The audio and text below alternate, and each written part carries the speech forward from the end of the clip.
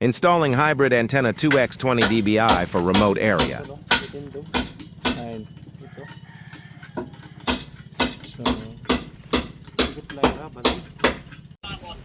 So bali katatapos lang namin mag-install ng antenna na 20 dBi. So dito sa area, sa may isla dito. So malayo sa tower. Yung tower is nandun around siguro mga 60 kilometers.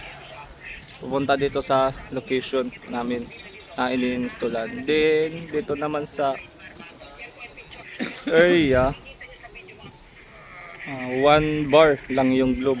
So yung gamit naming mamba is ayan, bali mamba, white mamba gamit ko. Then check ko yung speed niya. Yung gamit kong SIM is Gomo. Dapat naka 10 Mbps lang yan since nga Gomo yung gamit kong SIM.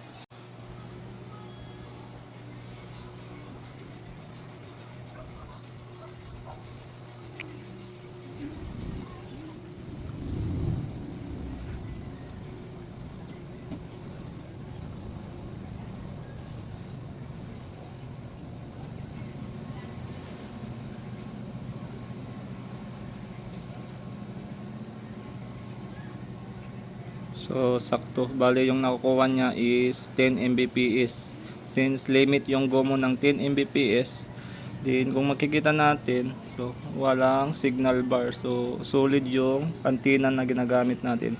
So kung gusto niyo bumili, ibibigay ko na lang yung link nasa description at sa comment section. Bali yan lang po. Then yung alignment naman niya, check natin yung alignment. Bali nakakuha lang tayo ng 3 bars, pero pwede na to.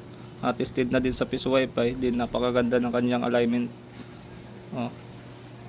So sa nagbabalak, alam nyo na kung saan nyo mabibili yung antenna na gamit ko. So yan lang po.